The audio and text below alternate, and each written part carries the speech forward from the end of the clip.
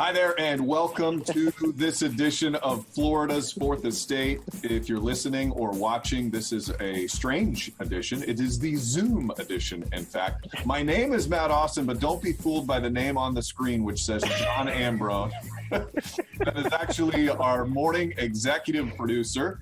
And apparently he was logged into this computer, and I'm worried to change anything. More importantly, this is the first time doing it, yes. We got some bugs to work out, okay? But we're going to try to keep the podcast going today. Of course, I have the beautiful Ginger Gadsden. Good to see you, Gigi. It doesn't help people to call me beautiful if they're just listening. But anyway, that's awesome. I can see you. You look great. You sound good. You've stolen John Ambrone's identity, and I guess we're just going to have to deal with that at a later date and the consequences to come from that. Yeah. This is such a surreal time for us to be doing this, but we feel like it's still so important to communicate and connect with people now more than ever because we're social distancing, but we shouldn't be apart, if that makes any sense. I feel like, you know, we still need to stay in touch with each other without physically touching. Yes, I agree with that. It's a virtual hug. And so I'm glad that we get this time together. We really wanted to keep the podcast going. And this is a bit of a rougher edition of it, but hey, you know, we're still going to have some fun. And I have one of my buds along today. I want to introduce you to Chris Crisona. He has been a teacher for 63 years. And probably feels like it, Chris. It does. It does. No, this is only my 29th year. 29 years. And I know him because he's a teacher at my girls' schools. Fortunately for him, he's been able to avoid my daughters. But I know that he is one of the people who's a teacher because he loves it. He could be doing a lot of things, and I know it can be a frustrating and a thankless job, but it's something he's very good at. So, Chris, thank you for taking time to help us unpack this whole virtual learning situation, which you've been having to deal with for a few days. Yes, it's been quite an interesting couple of days trying to get the virtual school off the ground.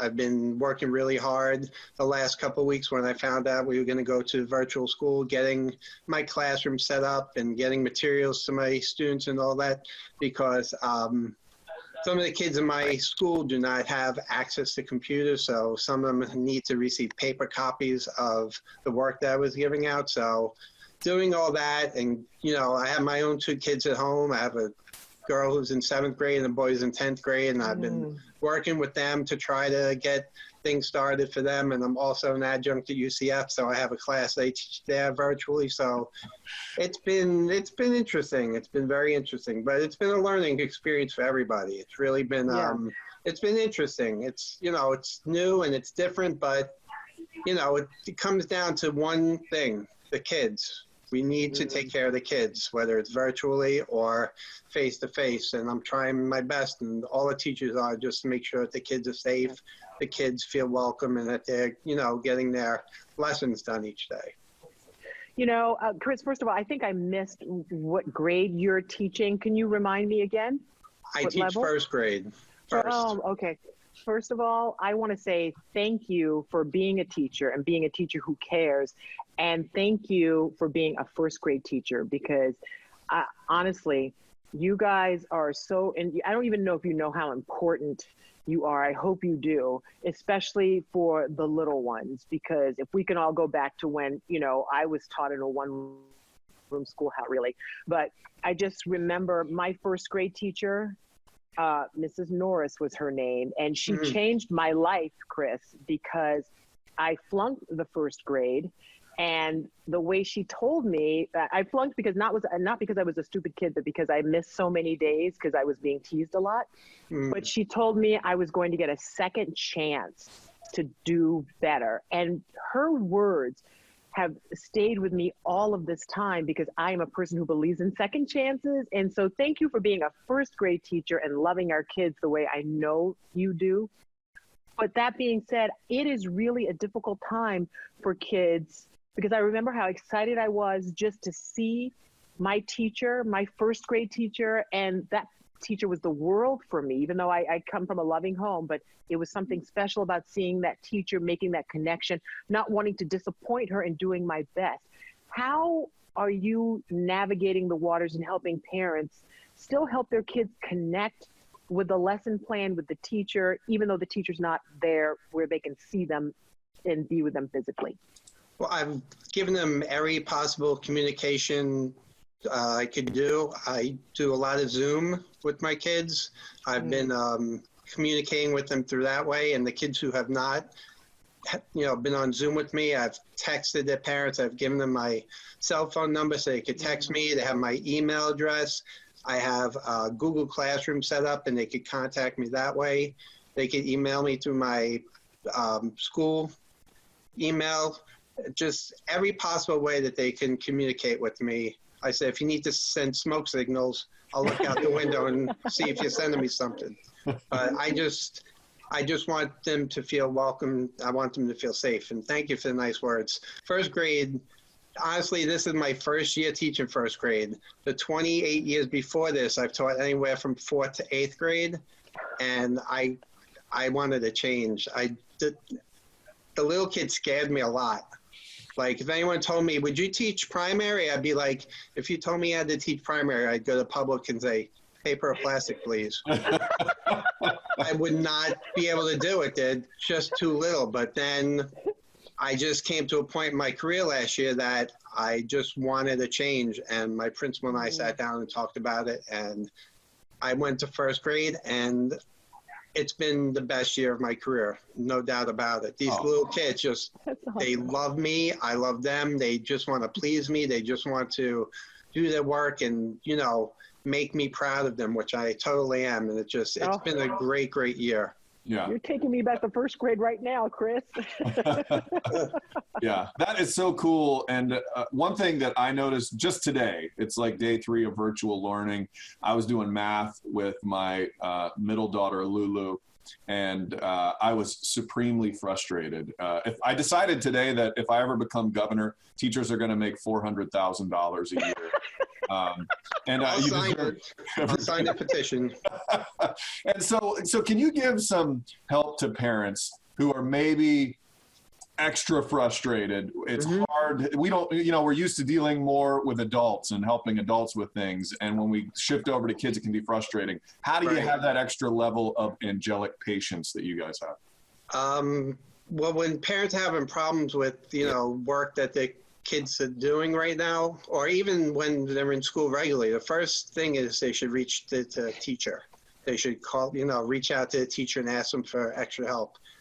Now that we're doing it virtually, I think the teachers are even more accessible to helping you because they're in front of the computer. Like, I've been sitting here in my chair with the computer all day, all these 3 days, just responding to Class Dojo messages, to emails, to Zoom messages, and just, helping them feel really, really comfortable and more at ease. Another tip I could give is if a parent has a child who's older than the kid that might be having problems, ask them for help. A lot of times, the older sibling could help the younger sibling because they've already experienced the material that they're learning. Another thing that I tell my parents is YouTube is a really great resource for looking up lessons. Like, let's say your students have a problem with multiplying fractions. If you go onto onto YouTube and you type in multiplying fractions, you'll get a plethora of videos to show how to multiply fractions. And a lot of teachers doing it in a way that's very, very entertaining. So those are some of the things that I've been, telling my parents that are having a little bit of difficulty because, like you said, you know how many times I received an email, why can't you teach math the way I used to learn it when I was a kid? What's this Common Core? What's this type of multiplication? I can't do this. I need an abacus. It's pretty, yeah, that's funny, yeah. It's funny, the emails I've received throughout the years of, when we switch from one way of doing things to another way, parents just get so frustrated and, they call up and they yell at me or they send me nasty emails and they know it's not personal. It's just they're frustrated. And I let them vent. I let them, get what's off their chest and then, sit down and try and figure out what the problem is and go from there. See, this is why Matt wants you to make $400,000 a year. I agree. And it's that attitude. You're not trying to, let them have it right back. You listen and you hear their concern because, they don't know what you do. So with that being said, I have so many friends who have the little ones at home, and to get ready for all of this, they're setting up a living room area or a little playroom area that looks like a classroom to give the kids something to kind of look forward to instead of just like, oh, here's your dinner table, do that. But that seems like a lot of pressure, and every parent can't do that. Do you have any suggestions for parents just to get the day started? Like, should they keep it as close to the time, your child would normally go to school? When should they take breaks? When should they have lunch? Should they make their own kind of schedule which works for their flow? Or do you kind of say, okay, mimic what the school schedule was like so the kid, eventually they're going to go back. So do you want to keep them as close to that as possible? What would you say? I think that, using a schedule is really, really good, but not a schedule so much for like school. This is a different type of learning environment, and they're at home. So what the parents do, or what I do in my home, is I let them work for a little while, take a break, go out and go maybe ride a bike or go out, kick a soccer ball, something like that.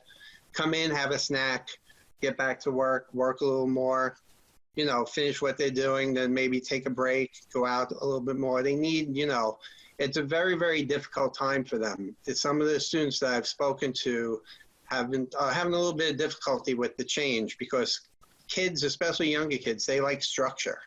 They need that, this has to be done this time, this has to be done this time, this has to be done this time.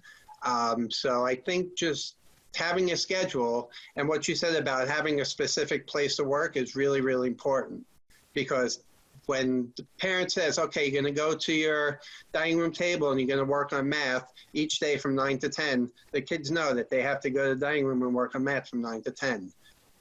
But in these times, it's, like I said, it's a little more relaxed, I guess you could say, but at the same time, they still need to do what's assigned to them.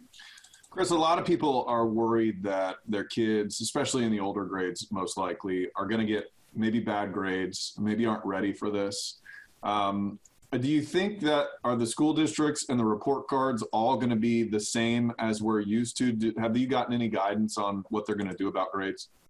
Well, what I was told was that each grade level has to turn in 2 grades for each subject each week.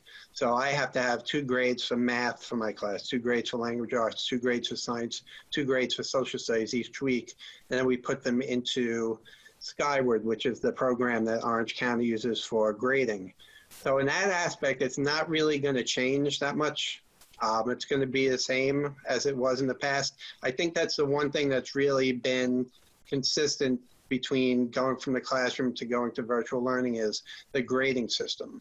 Because when we're in the classroom, it seems like a year ago, but last month, we had to have so many grades for each subject, and they're still, enforcing that for each teacher. So at the end of this week, when the work that I've given my class is done, I'll have 2 grades for math, I'll have 2 grades for language arts, 2 grades for social studies, 2 grades for science. So that aspect of the virtual learning hasn't really changed from the classroom.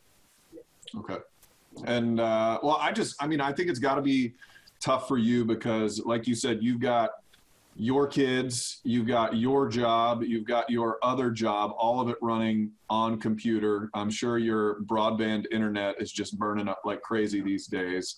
Is this a harder, you feel like this is a harder situation for you? I could see some people maybe saying, well, hey, I don't have to leave the house. I can just, sit in my underwear and do my job all day. Do you think this is a worse situation for you, or can you find some positives?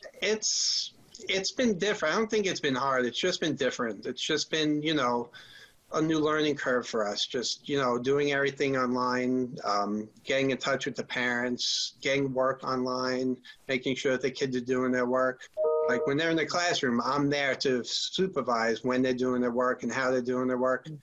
This has been a little bit different, but it's not really, It's just been different. I enjoy it. I like, being home with my family, and I like, being able to help my son or my daughter if they need help, or if my wife needs something to be done, I could go do it. When I'm in the classroom, I'm in the classroom from 7 to 3, so I don't really have that opportunity. I think a lot of teachers feel the same way that I do. They do miss their kids. We all miss our kids. We had a parade in Wedgefield last week with all the teachers going around in their cars like a caravan, waving to the kids and saying hi to them.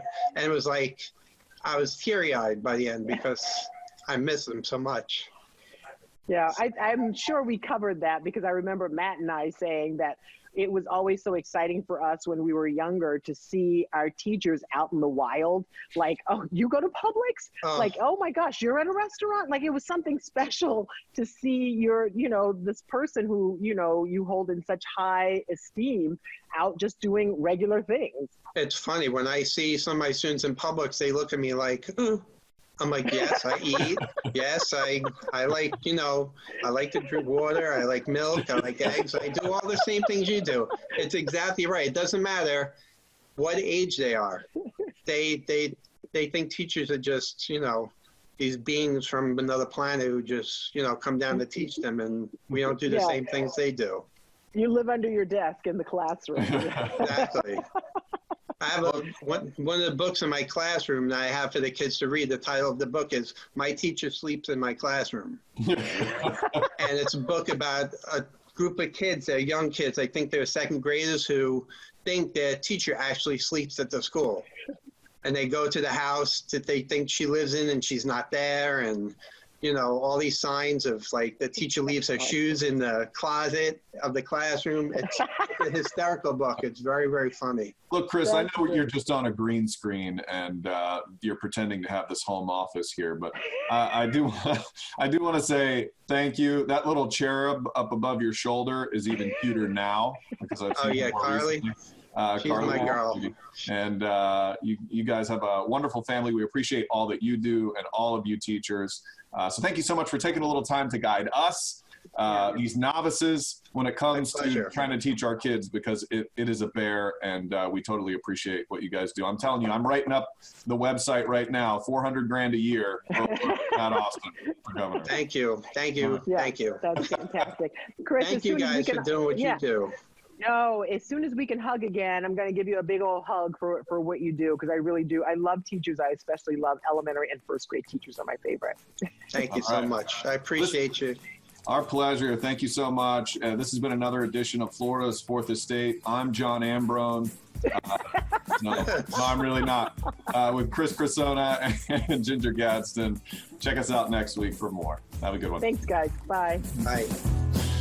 You guys rock. Great job, Chris. Thanks. Thank you. That was awesome. Thank you. It was really nice. I really appreciate you. I really enjoyed that.